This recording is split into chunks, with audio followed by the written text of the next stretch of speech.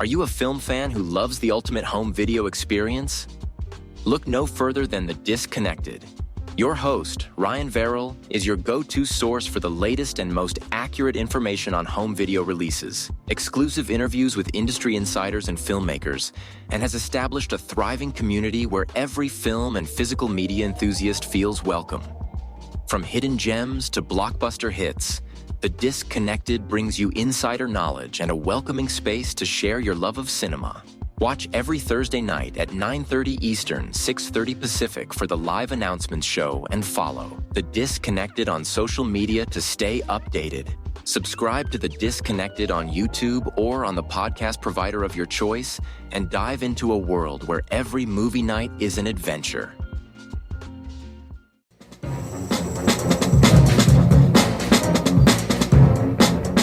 Hello, this is Aaron West. I am the author of the A24 New Wave. In this book, I look at A24's output and I make the argument that we are in a new wave movement right now. A24 plays a major role. This book has a supplemental podcast where each episode is a brief conversation about an A24 related topic, whether an actor, director, or even a genre. As I continue research for the book and conduct interviews, I expect to record podcast episodes with people involved with the company. You can find the podcast at cinejourneys.com or wherever you find podcasts, and we are proud to be members of the Someone's Favorite Productions podcast network.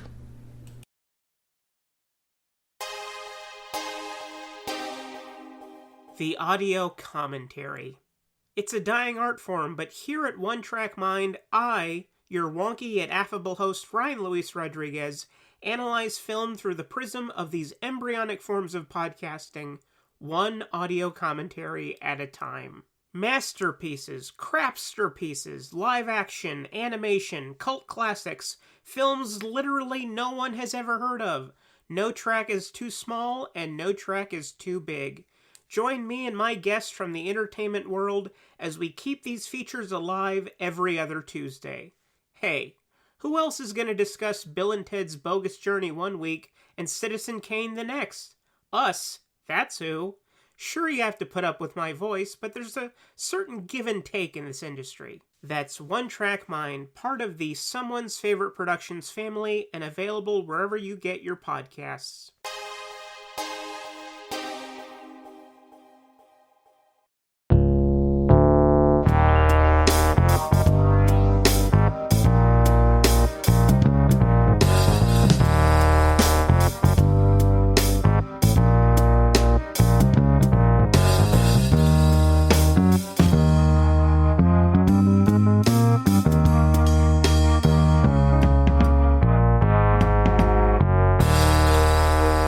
Welcome to the Life and Times of Captain Barney Miller podcast. I'm your host, Mike White. Joining me, of course, is the rookie, Mr. Chris Dashew. I know I might be pedantic and some people may not like me, but I do what I can. That's very true. I've gotten comments like that on iTunes. You two are pedantic. God. Man, Steve Landesberg, just every time we do this show, his stock is rising. Every time. Might even say Ron Carey's stock is rising a little bit. A little, not a lot. It's like a penny stock. On this episode, we're talking about 3 of the original episodes of Barney Miller. We're on season 4, and we're talking about the episodes Tunnel, which was released December 1st, 1977, Atomic Bomb from December 15th, 1977, and The Bank from January 5th, 1978. Breaking into 1978 with this one. There we are. Happy New Year, everybody. This woman wants to fuck Steve Landesberg. Big surprise, right? I think you just pretty much admitted to it, too. Sex icon, Steve Landesberg. Yeah, I mean, he's a good-looking guy, yeah. Most of the people on the show are good-looking, aside from Ron Carey. Hey, James Gregory's even got a little daddy vibes, you know, a little bit. I mean, Luger's character, I guess, is gay. Might be gay. Maybe. He definitely gets taught a lesson in one of these episodes. Yeah, boy, doesn't he. Boy, doesn't he. But not the one we're about to talk about. No, I don't think that he shows up in these first 2, which is a shame. He does not. No, just credit only. Well, in The Tunnel, believe it or not, but there's a tunnel involved. There's also a outage of the phones. There's also some spiritual debate going on because there's a horse in the paper called Pick Me Nick. And Nick takes that as a sign from God that he needs to get this horse. But, he's being interrupted from calling his bookie by Barney coming in. And that's what delays us learning that the phones have been out for 45 minutes or so. And then there's also the B plot of, I guess, kind of like a subtle dig at Welcome Back, Kotter, with the Jay Gerber playing the teacher who's at his wit's end, and then the, the hilarious Leonard Stone, who everybody knows, I guess, as Viola Beauregard's father from, I was going to say Veruca Salt, but that's similar character actor-wise, just as recognizable. But yeah, he's great in this. I haven't seen him like anything else other than Charlie and the Chocolate Factory. Yeah, he is awesome in this, and I love that he's just as crazy, if not crazier, than the teacher who's gone nut. Kind of playing the same character, too. Yeah, he kind of is. They're both basically cut from the same cloth. He's great. He's really funny. They give him a lot of time for somebody who shows up in the last third of the episode. I mean, they give him a fair amount of screen time, too, which is nice. I mean, obviously, again, they make a lot of Welcome Back, Kotter jabs, I hate that show. And then he's singing the theme song. And he's saying, what if he were in my school district, he would be hung upside down, stuff like that, saying how that show isn't real because I'm living that real life of a high school teacher in New York. It's funny. I mean, it's not that it hasn't aged well or anything, but it's topical. Oh yeah. For 1977, that's right on point. 2022, not so much. But hey, if you know what Welcome Back, Kotter is, the joke still lands. When he first made the reference, I was like, is that a Welcome Back, Kotter joke? And then he removed all doubt when he started singing the song. And look, they were both shooting on the same lot at the same time. We've all seen the picture of the Welcome Back, Kotter kids in the 12th Precinct jail cell as well. So yeah, I was kind of hoping that the Sweat Hogs would show up in this one. I honestly would love to have seen the two shows crossover because it makes perfect sense, right? If the shows were being made now in 2022, they wouldn't miss that opportunity. Network television now is how can we tie these things together to get crossover appeal, right? On a special episode of Barney Miller. There's that Chicago Medical, Chicago Police, and Chicago Fire, all three in one night. It's okay, guys. And then all those NCISs and Laws and Orders and all that. It's we're going to think about stuff like Sabrina and Riverdale, stuff like that. I mean, it's that's network TV and Netflix. Those are, you know what I mean? They figured out how to make it work. In this day and age, a show like that and a show like Welcome Back, Kotter and a show like Barney Miller would have had a crossover episode. It's inevitable. It's just inevitable because so many other shows, like you've mentioned, have had crossover episodes. Think of the X-Files. Didn't the X-Files crossover with the Simpsons, for fuck's sake? That's a technical, actual crossover. Technically, they're playing the same characters. They're playing Mulder and Scully. I mean, just think about that. And they made that work in the 90s. Come on. Same studio, different production companies. But even though the Welcome Back, Kotter kids aren't in here, which I think would have been funny, because this was the one opportunity, right? I still think the episode's funny. I think the Wojo stuff is a little bit underserved, though. Strangely, given that it's the title of the episode. It's bad, too, because Wojo actually seems to be really into it. When the episode opens, his conversation with Nick is very interesting, and I just like that it feels like Max Gail is really in his own at the beginning of this episode, and then, he leaves, and then he's really not supposed to come back, and then when he does, he's a little messed up, let's say. A little loopy. Yeah, because he's had a near-death experience. Now he's starting to have all these spiritual doubts. This is not where he is talking about how broke he is now that he's on the sergeant's salary. I think that's another one that we'll discuss. But I like how present Max Gail was at the beginning of this and watching him clean his gun and kind of bust Nick's chops a little bit. I liked it. I feel like we've kind of missed out on his character recently. He hasn't been as around. I don't know why that would have been. Maybe just letting the other actors who are now on the show, giving them a little bit more screen time. not diverting as much attention away. Because, I mean, you keep him away for stuff and you give them a bigger presence. So maybe that's what it was. But I like where they're going with his character. It's a far cry from the first season of the show. Yeah, he doesn't seem to be playing the, in his words, dumb Pollock character. Right. We definitely see a lot of the teacher and the principal, but we're not really seeing J.J. Barry as the thief who is the one that's tunneling into the jewelry store that sends Wojo and Levitt on their way. Honestly, I was expecting, if Ron Carey wasn't in the show, it could have been his character from before, right? Yeah, exactly. The mole. The mole man? Right. Yeah. Great character. Mole man strikes again.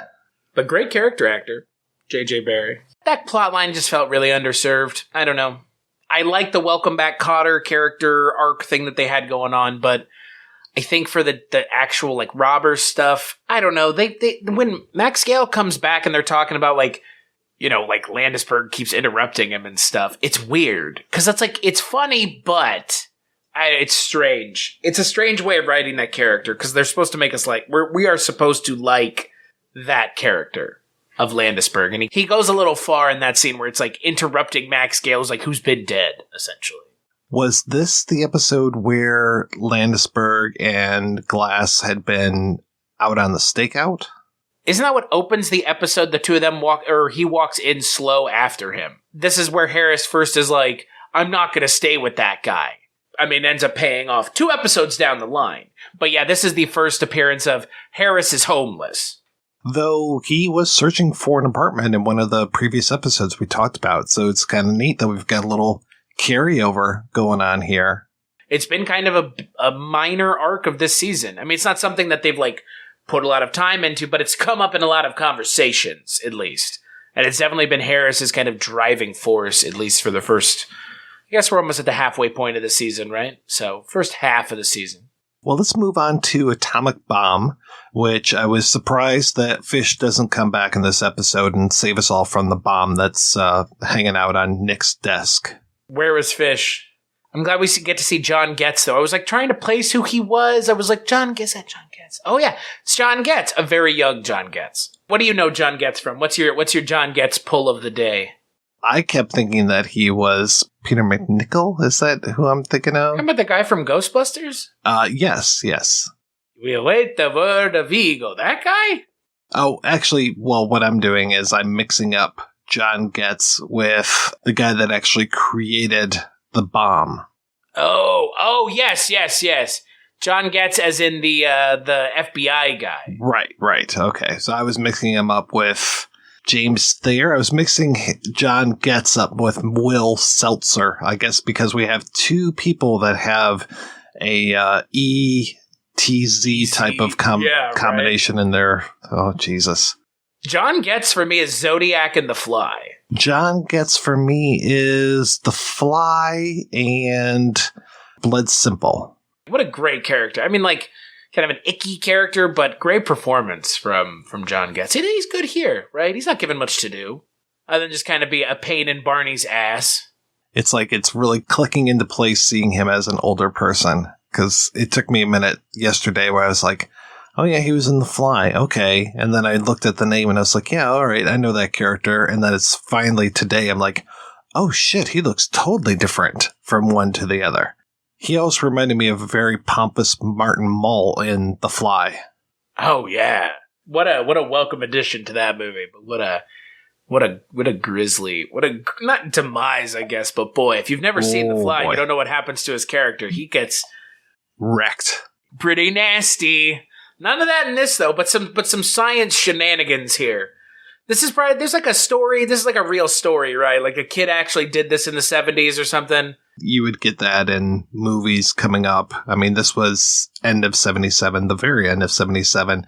And you're going to get, like, you know, Matthew Broderick putting the world in peril, all of these, you know, young scientists who don't know what they're doing with their power.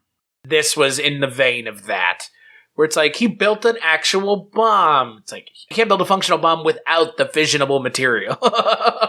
Thank God. And with that, I mean, you really should probably go out to your local Twin Pines mall and wait for the Lebanese to show up with their Libyans to show up with their fissionable material, because they like to do that. The Lebanese would show up with Richard with the kibbeh. They'd be like, we're here with the kibbeh.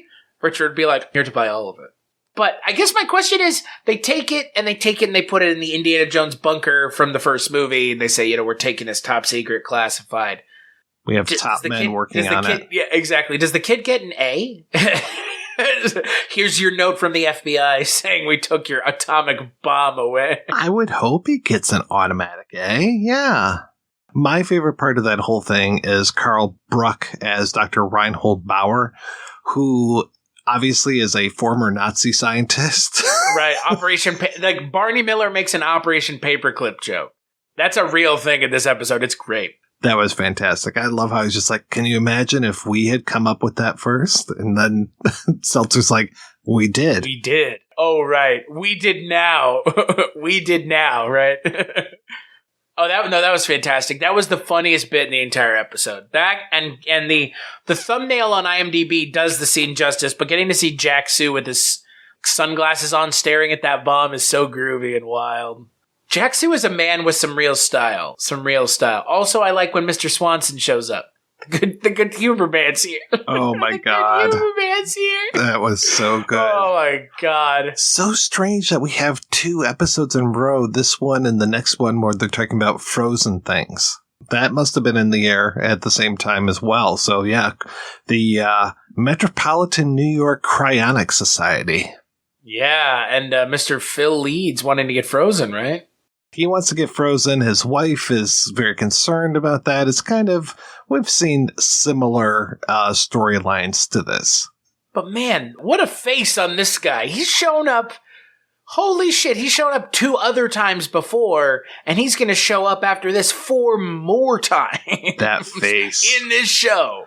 So, man, yeah, Phil Leeds just like, he kind of like an old Don Knotts. But he's got a good look. He's got a great voice. Just like a harried man about town. That's what he looks like, a harried man. Like just a man who's constantly in a rush. That's what he looks like. And you can tell when his character's on screen that he's always beaten down. Just from his look. He always just looks beaten down. This show is making me want to go back and rewatch History of the World Part 1 so bad because... Telling you, it's such a good movie. J.J. Barry, who we just talked about, the tunnel robber in the last episode, Phil Leeds in this episode, he's in there. I mean, there's so many great faces that are all in History of the World Part 1, and we're always talking about the great faces that are on here.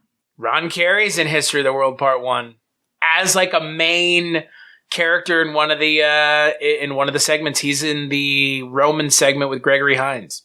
He's great. That movie's great. That movie's really fun. Jews in Space, that's a great little thing at the end. The Spanish Inquisition stuff's great. Torquemada, you can't Torquemada anything. Oh, it's a great movie. That's a great movie. And I'm trying to remember what's going on. There's definitely more apartment talk in this one. Yeah, it feels like everybody else is on the... Like, it's Barney and then John Getz seems to be kind of the focus of this episode. Phil Leeds is given a lot more time than you would think as the B plot, because it's almost like neck and neck with the A plot in a lot of ways. It's given a lot of time because they bring in the guy, the Mr. Swanson character too. Because that's it. It's only the bomb and the frozen guy. That's it. There's nothing else. And Mr. Swanson and one of the FBI guys are going back and forth about like science and all this stuff. Yeah. It's like one makes weapons, the other one's trying to preserve life, and they see each other as quacks. And will life be able to exist in the future? Well, it won't even exist now, possibly. Yeah, they're very heavy moment on Barney Miller. Still dealing with that now. So here's looking at you. Eastern European conflicts. Jeez, everybody, calm down. You, as a Ukrainian, as a child of a Ukrainian immigrant, I take offense to everything that's going on right now. But yeah, no, I think it's a fun episode. I mean, the atomic bomb stuff, again, this is based off of a story that's happened. I don't remember exactly, but it is based off of kind of like a kid built an atomic reactor in his garage. So they kind of take it the understandable television sitcom step further, and it's an atomic bomb as opposed to a reactor, so. But it really generates power. It's lighting this room right now. I like this episode. This is a fun one. A lot of good character actors in it, too. Well, and speaking of character actors, I was very happy to see John LaMotta in the next episode, the nephew of Jake LaMotta, and one of the people that I mostly know from Alf, in the few times I ever watched Alf. Hey, Willie, can I eat some cats? That's a fucking weird-ass show, man. A cat-eating alien, that's what it is, right? But his name is Gordon Shumway, because he's from Melmac. Sure. Boy, let's get into Alf lore real quick. When I saw that last, right? But yeah, rope Richard in for that one. When I saw the last name LaMotta, I had to look up if that's who that was, and it is obviously. But I was like, that guy kind of doesn't look familiar, but kind of does, right? He looks similar to someone else, much more famous. Is really what it is. Well, and then Peter Jurassic, the guy that plays the man whose sperm is ruined in a sperm bank disaster, I think most people would know him from, what is it, Farscape? I think he was in that. He's also in Tron. Also in Tron. To me, he looked a lot like, is it Victor Gardenia, I think is the guy that I'm thinking of? I have no idea. I just like Peter Jurassic's nose. He's got like one of those great profiles when you see him from the side. He's got like very like angular, like it's like, man, he's got a great profile, and like, man, if you've got a great profile, that's like half of it in Hollywood, man. If you just look interesting, put a camera on this person. Like, look at John LaMotta, just an interesting looking guy. Yeah, and it was Vincent Gardenia I was thinking of. That's what he looks like in this episode, but usually not when I see him in other things. Is this the one that opens with the hobo that they're all talking about how much he stinks? Or did we already miss that opportunity to talk about the hobo who smelled? Gosh, I totally forgot about that character. I didn't think that he was a hobo. I thought that he worked in sewage. Oh, is that what it was? I could be wrong. Was that last episode? I think that might have been the last episode, but I'm trying to remember how that plays into it. Because he comes in and he is warning them about something. Oh, he's warning them about the kid's apartment. That weird stuff's going on in this kid's apartment, and he's the one that's building the bomb. Good memory. Oh, yeah. How did we miss that? Is that Mr. Seldes then? Yes, it is. The guy who plays Don Cunho in Third Godfather. Maybe the guy gets stabbed to death in the chair. Yeah, that's a good one. That's the guy. But yeah, he smells bad. How did we miss that, man? What a kind of that's a cheap gag. That's why, because it's a cheap gag. When I saw The Bank, this is not what I thought The Bank was going to be about. No, I thought it was going to be a sequel to The Tunnel. It goes through the tunnel after it comes from the bank. So no, we are talking about sperm banks in this, and of course, very, very funny thing to talk about sperm banks, I guess. In that day and age. Ha ha ha! Your sperm melted. What? Hilarious, I guess. Yeah, and this is, probably, I mean, the way that Dietrich is explaining it towards the end of the episode, it's like they've never heard of, in vitro fertilization or... some sort of ungodly creation upon the face of man. Like, oh my God, in vitro? What? I was like, what the fuck? What are we all getting so upset about here? You're breaking the laws of nature. It's 78. It's 78. Like, that feels late. It does. I'm trying to remember when the first test tube baby was. July 25th, 1978. That's your birthday, Mike! Louise Joy Brown, the first baby to be conceived via in vitro fertilization. Holy shit. I know that's not your real birthday. Your real birthday is much closer to mine. No wonder it was such voodoo here, because they hadn't done it yet. Well, how are they talking about it in the show, then? I think they were talking about it being theoretical. Allegedly, Your Honor. We can allegedly in vitro. Okay. Interesting. Huh. I guess the climate at the time must have been like this. What a revolution for childless couples. Just think, at some point, it might even be gay couples. blow their minds in 78. Yeah, this episode's really strange. In that context, now that I know that, I should have looked that up. Man, it's even weirder now. They're just freezing it. Just 'cause. Talking a little bit about motility, and I think the woman that runs the sperm bank is really into Wojo. Fine strapping man like you should come on down and make a deposit. But of course, he has no idea. He thinks it's talking about a real bank. I think that's the biggest joke of the episode. I thought the biggest joke of the episode was how hard Jody Mann wanted Steve Landisberg's hot action. That had me cracking up. So the gag is they say that, hey, what's going to happen is if you can't, if you can't figure out how to get more sperm out of him, which obviously is the case, try to look for someone who looks similar in body build and looks. And then, of course, the character played by Peter Jurassic just kind of looks like Steve Landisberg. They kind of Landisberg it up a little bit with the glasses and the jacket, the curly and the hair. Yeah. But the whole gag is then that this woman is essentially making eyes at Landisberg for like a minute straight. And like she's essentially like, I'm going to suck this dick right here, right now. You got Dietrich on one side, and you got Phil Hamill on the other side, and Arlene right there in the middle, and her head going side to side, and just looking at Dietrich as this fine slice of man. Yeah. And he's like, we have to go. We have to get out of here. So funny. Oh my God. What a great gag. What a great gag. A really and truly, like, I think kind of inspired gag too. Because like the episode feels like it's building to some kind of big punchline.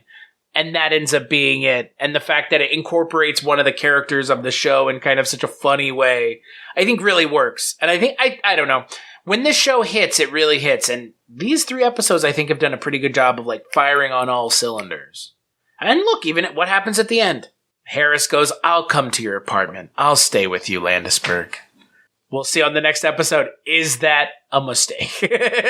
Is that a mistake, ladies and gentlemen? The answer feels like it's probably going to be yes. Well, and this is the one. Luger is back in this episode. It's Luger. Luger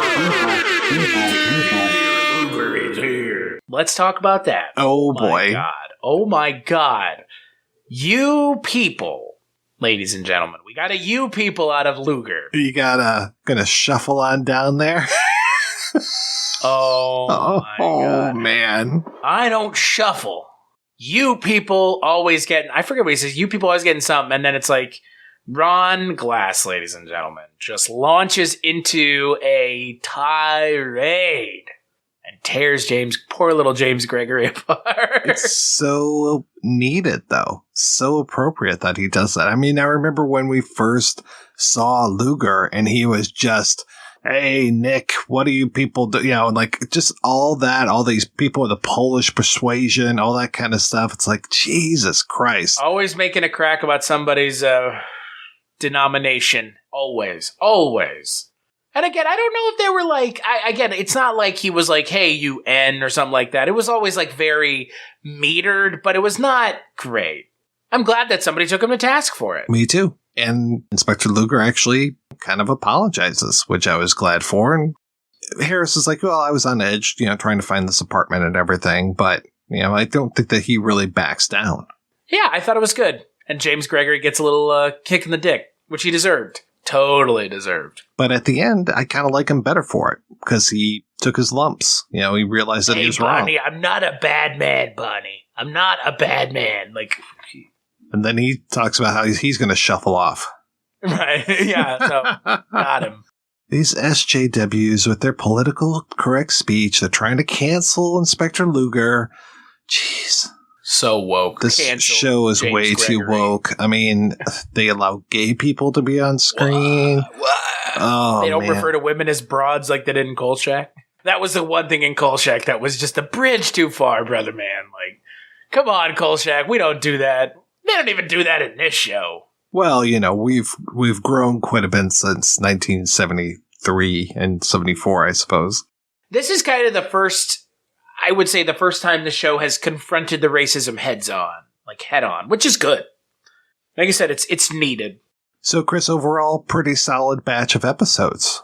This season has been, dare I say, the best season we've watched so far. I think you're right. And yeah, we are more than halfway through. There are 23 episodes in this whole season. So 23 versus, I thought it was always like 22, but next year's 24 episodes and then 22 after that. So it's kind of like the summer and solstice, it could be the 21st, could be the 22nd. You don't know. But you know what I do know? The third episode in the next 3 that we're watching has a title that would not fly in this day and age, my friend. Oh, boy. I don't even know how. I mean, it's the R word, folks. And it's not the one talking about someone's mental capacity. It's the one that's even, I guess it's just about as bad now. You can get demonetized on YouTube for it. Really? You can't say rape on YouTube? Nope. You can't say suicide either. Yeah, your ass will get demonetized immediately. So yeah, see, that's how far we've kind of taken that. Yeah, there's an episode called Rape in Barney Miller, a comedic show. Ostensibly comedic show. We talked with Richard recently and talked about the rape episode of All in the Family. One of the worst things that you could ever have experienced watching that. Oh, that was... Whoa, what? Oh yeah, there's an episode where Edith gets raped and it was just... horrific. Was it introduced as a very special episode It probably was, but it might have been before very special episodes. It just really blindsides you. And it was back when TV would take on some bigger issues and really just hit you right between the eyes. Well, I'm expecting that may be kind of where this is going. So yeah. We'll see. But just fair warning, dear listener, if that is something that upsets you, that is the next episode. So just a heads up. We have to do our service as content creators in the 21st century. But yeah, I'm looking forward to the next 3. Also, there's a one about a ghost, so that could be fun. You remember that guy? Kenneth something? Kenneth Teagar. I think he'll be back very soon. Yeah. Kenneth Teagar. Yeah, I remember that. Maybe it's a werewolf. Now we have a werewolf. Now we're having a ghost. Who knows? So, Chris, what is happening over at the Culture Caster? So in July, our good friends Richard and Cullen are back, having programmed an entire month of Charles Bronson movies. Death Wish, I think, is the last movie that we're watching, but everything else is things that I've never seen any of them, which is, at this point, like, that's kind of the fun thing about my show is I have not seen any of these things at this point. Like, I like picking stuff, but most of the time, even when I pick stuff, it's like, it's not things that I've seen before, So Charles Bronson movies all in July. Then we've also got things like the Shabby Detective, yet another Columbo podcast that's happening. We are still chugging along on Dreams for Sale, the Twilight Zone 85 podcast. Because you've got a few others that you're working on as well. Yeah, Scary Stories We Tell, which is a podcast about spooky horror stuff. And then the Seagal podcast, because you gotta have something to do in those downtime hours when you should be doing anything else. He's watching Steven Seagal movies. I mean, Jesus Christ. You're doing the Lord's work. I'm doing the work of somebody, but the Lord that may not reign above, he may reign below.